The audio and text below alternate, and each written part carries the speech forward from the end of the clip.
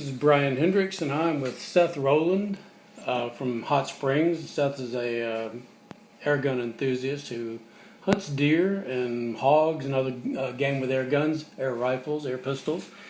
And he was instrumental in getting air rifles legalized for deer hunting in the state of Arkansas a couple of years ago. And he's brought a few over today, and he's talking with Seth about what got you interested in air rifles. Well, I went to an air gun show and actually saw my first big bore air gun, it just piqued my interest because the friend who, well, he later became a friend of mine. The guy had been to Africa and taken African game and had pictures of that, and I thought he was crazy. What all kinds of game did he get? Oh, gosh, was it Jim's buck? Jim's buck. I can't even remember all of them. I know he had a buffalo on there Water as well. buffalo? No, this was a Cape? No, this was bison. Okay. Actually, from the U.S. I can't even remember all the big stuff. Big stuff, yeah. And what was he using? He was using a Quackenbush. I believe it was a 457, if I'm not mistaken, in Africa. Dennis made a 50 cal as well, but I believe that was a 457. So that had to be an eye opener because I guess our frame of reference is the Crossman pump ups and stuff like that. It was, and that's kind of why I was there at the air gun show. I'd bought a Gammo Springer, which was a big jump up from the inexpensive air guns that you had bought in Walmart at the time, and I just wasn't 100% happy with it, and that's where I got into the first PCP. Pre-charged pneumatic is what that stands for, where you air it up with an air tank rather than pumping or spring loaded. And I had a limited amount of money, or I would have bought the big bore that day and the small bore that I ended up buying. Like I said, I kind of thought the guy was crazy anyway for doing what he did. I wasn't sure. I couldn't take it all in like most people can, and I ended up just getting a small bore to squirrel hunt with, and then. The next year I came back thinking I'd buy a big bore for the same price tag that he had on that one. And boy, was I surprised. He was giving me a heck of a deal that day. And the availability back then and the price was tough. Just the availability of one back then was hard to come by. Judging from the weights of the ones that we handled today, what was it like hunting squirrels with something that heavy? Oh, you mean in the smaller calibers? Yeah. There was a lot lighter options back then for the smaller bores. They don't take as much air. The chamber's smaller. A lot of things play into that. So yeah, it was enjoyable to hunt squirrel with it. I had a 1022 with the target barrel, and certainly wasn't any worse than carrying that. So what would you say was the year when you got your first big bore and started playing around with that? Well, let's see, we're in 2019, and that was probably the big bore. It was probably about 11 years ago. So, 2008. And that was what, a 350, a 308 caliber? It was actually a 450, actually 456, 457, we'll call it. It was a 909S. It wasn't the most powerful big bore by any means. It was mass produced in Korea, and it's still a pretty good gun. It's a lightweight gun comparatively. And things were kind of interesting in Arkansas at that time, where hunting deer wasn't exactly illegal, but it wasn't legal either. And I guess it was, as I recall, kind of a case by case basis. Right. I'd call down there every year and make sure it was okay. I didn't really, I wanted to set a good example and go by the rules. I just, I didn't want to be looking over my shoulder all the time wondering if I was going to get in trouble. And so every year it was okay until, one year I called up and they said, hey, they're thinking about changing that, where it's not legal. And so that was kind of a shock. And I'd already killed several deer and hunted, hogs and all sorts of things and had good success. The ballistics, as you presented to the Game and Fish Commission, the ballistic tables you presented showed pretty clearly, scientifically, that ballistically they were more than adequate for taking thin-skinned game. Yeah, yeah, especially when you start looking into what was legal for a pistol in Arkansas at the time. And 25 still, ACP and well, if you had a long enough barrel, yeah, that would actually qualify. Or, 32 caliber with a long enough barrel. I mean, not that a lot of people were going out doing that or anything, but I couldn't really see why that could be legal, and mine was out of the question. And I have, I mean, actually, ballistically, there's some similarities and there's some differences when you're talking about a 32 ACP and you're talking about foot-pounds. Yeah, they're comparable on that scale, but when you consider the weight of the bullet and the increased diameter of the bullet, then things change a little bit, because of the way the bullet behaves when it impacts. It carries that weight downrange better. we looked at a lot of different kinds of bullets. We had conicals, and we even had some look like barrel bullets, and Spitzers, and how do they respond differently in flight and terminally? Well, honestly, when you're talking about a subsonic round, BC is kind of irrelevant. Ballistic coefficient. Yeah, ballistic coefficiency, the way they glide through the air. I'm not saying that it's totally useless, but at a subsonic speed, I make a ballistic tip, one of, if not the first. I know it's the first 457 ballistic tip, and comparably to the same bullet, identical bullet with a flat nose, or even a hollow point, at 100 yards, you're talking about maybe shaving 2 or 3 inches off. So you have to really go out long range to see the benefits of anything ballistically coefficient like that. Now, when centerfire stuff gets subsonic, it starts to tumble. Right. And yaw and all this. Do you have that going on with these bullets right from the get-go? No, because most of them never break the sound barrier, and that's one of the reasons that it stayed so low for a while. You either need to exceed that threshold by a good bit, to get stability before falling through that transonic and subsonic level. I mean, what that means is when the bullet goes supersonic, when it comes back down in speed, it makes a crack, and when it starts going through that transonic, everything gets wobbly and crazy again. So if you've got a really high powered rifle that'll zip on out there, everything's fine. You probably won't notice it for hundreds or thousands of yards that you're spiraling out of control. But like I said, we stay subsonic from the get-go, and everything actually flies pretty well. Take us through the physiology of the guns themselves. There's 2 bolt charging handles on them, I guess.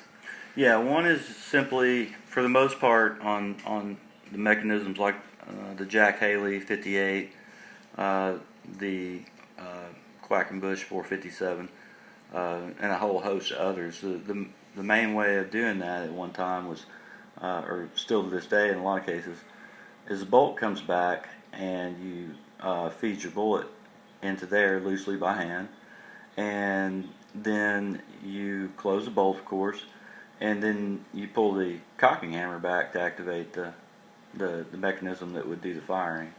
So it's a 2-piece system. Now in the Air Force, there's a side lever, and it acts as the bolt that you would open up, and also the cocking lever. Okay. And the cocking lever does what exactly? How does it activate the air release? Well, there's a spring behind the hammer, of course, just like any other kind of spring. And as it slams forward, there's a valve with a valve stem. You could think of it, I guess, in a sort of way, a layman's way, as a tire valve. It's got that little centerpiece in there that you have to press in. Well, when the hammer slams into that little centerpiece, that releases air, and as that air sweeps through the chamber, there's an air tube in most cases that transfers that air up to the chamber where your bullet is, and that's what propels your gun. Air Force is a little bit different because the bottle is in the back, and so when the hammer strikes the valve back there, it doesn't have to go up and around into a chamber. It actually is just right there. It's more instantaneous. It's almost like the difference between an inline muzzle loader and a Yeah, a side lock. in some ways, yeah, yeah. Only we're talking, I guess, about fire ignition and not really propellant, but Right. it's kind of but yeah, it's somewhat layman comparison. Yeah. The price for one of these, if somebody wanted to get into it, what are they looking at? Introductory, mid-level, and on up there. Introductory right now, I think if you shopped around in the new market, not the used market, I think you'd probably get into something for around $800 for the gun. Oh, what was the other part? Intermediate level and then the higher level. Intermediate, 1,000 to 1,500. You can spend the sky's the limit on some of these guns. Some of them are more work of art, semi-custom, you might say. But the more refined they are, the more sophisticated they are, of course, the more it costs. And you make your own bullets. I do, yeah. I make my own bullets and made bullets for my friends, and a lot of hunters have used them. So Now the hunting methods, to me, would seem like are they kind of hybridized between bow hunting and gun hunting or muzzleloader hunting, or do they have their own set of hunting methods for hunting deer with their rifle? it's you kind of hit it right. It's a shorter range affair than a 30-06 or what have you. A lot of people call it limitation. Depending on the gun, some guns I personally wouldn't want to use past 50 yards. But other guns I have no problem going 100 yards. And with a little bit of practice, I could probably stretch that a bit further, and a lot of people actually have. I mean, you're looking at some people are doing this at 200 yards. So at 100, your feet per second, how long is it going to take for that bullet to get on target as opposed to a muzzle loader? Actually, I mean, to be honest, it's going to take about twice the amount of time. The feet per second is probably half that of a muzzle loader. Projectiles probably, well, in some cases, a projectile would be larger. But I think an animal has about a tenth of a second to react. So That's what I was going to ask. Have you ever noticed the jump like you get with releasing a bow on one? no, I haven't. So it's pretty instant. It's pretty quick. I've got one that I shot on film and actually hit the slow-mo button, and it happens pretty fast. I mean, from the time the muzzle blast happens to the time the deer flipped over, it was pretty quick. What's the terminal performance of the bullet like compared to centerfire or muzzle loader? Well, yeah, that's debatable on the muzzle loader because I've seen some stuff that wasn't too, it just doesn't. Some of the bullets actually for muzzle loaders I'm a little disappointed in sometimes. If you stick to pure lead, they work pretty well. They don't blow up or expand like a centerfire would by any means. Okay. How is your evolution through beginning muzzle air rifle hunting as to now? How has that evolution gone as far as how you approach the sport, how you approach the hunt? Well, yeah. When I started, I definitely didn't feel comfortable myself over 50 yards. And sometimes, when I first started, before I ever shot an animal, I was questioning that because that's not at all what we're taught in the firearm industry. And, it's expanded the range where I'm comfortable easily at 100, and with a little practice, I might be able to go a little bit further. But, as the guns progress, and they're still progressing, the more opportunities you have to stretch it out a little bit. Are there any differences in shooting the rifles that you can tell, like that Air Force Texan versus the Quackenbush? Do they feel differently when you shoot them? Any kind of ergonomic differences that you notice? Oh yeah, the Air Force is more streamlined. Kind of, I hesitate to say black gun. It is a black gun, but it's more modernized, and I kind of like the traditional style, the Haley and the Quackenbush. I actually had to get used to the Air Force because it wasn't traditional, and I kind of am. But I've really come to enjoy that gun a lot. It didn't take me long. At first I thought I'm never going to get along with this, this style, but it's just different. What about it do you like? The Texan? Yeah. The bottle in the back holds more capacity. The foot-pounds of energy, the accuracy.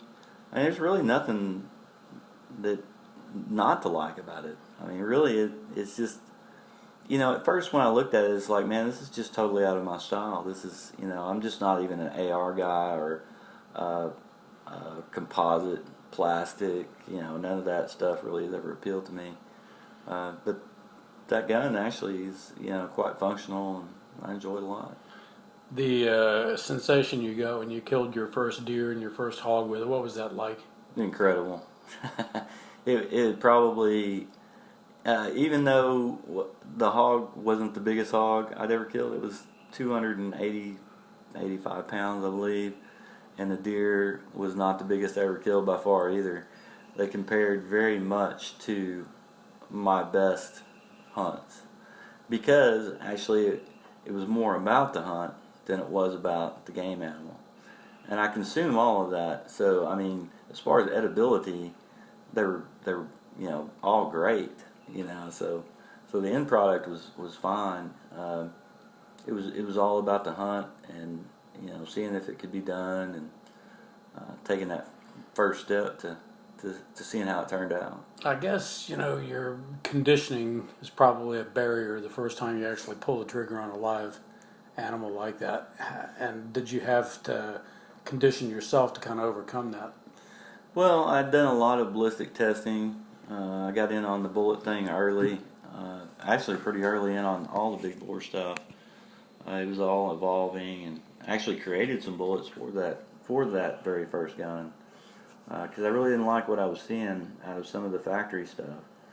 So some of those designs and those pictures are actually mine and original. And that helped build my confidence though, because I shot a lot, and that's what conditioned me more than anything. So you're staring at a deer about to air rifle one for the first time. Mm-hmm. Is there some hesitation there of hope this works out? I don't know if I really ought to do this, or no, not really. I'd become pretty confident, and my dad had kind of taught me, there'll be time for that afterwards, after the fact. But my tracking skills were pretty good. I have friends who will help me if I need to. I just felt really confident, and shot placement is key. And that gun, all my guns, are really accurate. So I knew if I did my part that it was going to do its behalf. What I wasn't sure of was if I get an exit wound, or what kind of exit wound, or what kind of blood trail I'd have. That was the only nerve-wracking part. But other than that, I pretty well understood what was fixing to happen. Now, getting this Game and Fish, like the Arkansas Game and Fish Commission, as you said, illegalized it that 1 year. Right. And you made a proposal to them to legalize it. You were turned down. You came back again a couple of years later, and you were successful. What did you learn in the interim that allowed you to reapproach them? How did you tweak your presentation? What kind of additional information, or how did you refine that approach to be successful the second time? Right. Well, I talked to a lot of people, and through the years, I mean, it took 4 years to get it, back on the books. But discussing it with Game and Fish off and on through the years, talking to some officers in the field, just discussing different topics and trying to figure out what the objection was, which was pretty hard to do actually. What was the objection that if you finally drilled down to it? What was their hesitation? You know, And we're asking because, kind of what you did would be a template for other people in other states to have success too. well, in all honesty, and they were very nice about it. They said that they didn't really understand what I was talking to them about. They had to kind of get they had to brush up on their ballistics, really. Everything I was saying was Greek, basically, and somewhat understandably so. But velocity, foot pounds, bullet weight, momentum, it's pretty detailed stuff, and I don't think they just weren't ready for that. It wasn't traditional, and that's One thing really struck me when they allowed it, when they finally codified it. They made a point of saying that air rifles and air rifle accessories were not subject to Pittman-Robertson, federal aid and wildlife restoration funds. And that said more to me about what they thought about that than anything else. Was there was not an economic benefit in the sale of the weapons and the accessories that helped justify that. So I guess from your standpoint, it was probably an additional hunting opportunity angle. yeah, it was, and I understand what they were talking about on the Pittman Robertson. I think that fund is important, but nobody wants to make an airgun rifle. Nobody wants to play in the game if you're not allowed to play in the game. Right. And the market's growing, and they're struggling to market something, and the state wants their part of the money, but it's just one of those things. But in some ways, I think it was kind of nice of them to allow the Arkansans an opportunity to try air rifle hunting, to go air rifle hunting, without that probably 1/3 of their budget. They're still receiving a lot of money from the airgun industry. We buy the hunting license. We're still going to buy the coolers. We're still going to buy all the sporting accessories that they do tax in the sporting goods section. So I understand their concern, but I'm glad they let us give it a go. How many other states is it legal to hunt big game with air rifles now? I want to say right now it's 14, but that's ever evolving. Yeah. I can't really keep up with it anymore, and it is growing actually. So, and there's some just teetering on the edge. They're just trying to see what they're going to do with it. Obviously, cost is a barrier to get into it. It's not the same as going out and buying a $200 Mossberg scope package and a box of ammo. You're looking at a significant investment to even play. How would you encourage somebody to get over that barrier, or is this more of a not something a beginner would do, but more of an advanced type of thing? Well, surprisingly, I've seen beginners do it. For one thing, the recoil and the noise level is lower, and some people are turned off by that with firearms, and some young kids. It's probably not for everybody, and it probably is something that most people advanced into. I had tried all kinds of different hunting scenarios. I'd hunted with pistols and muzzleloaders and archery and all matters of firearms. So for me, it was just another, let's take a look at this and see if I think I'd enjoy the challenge or like it.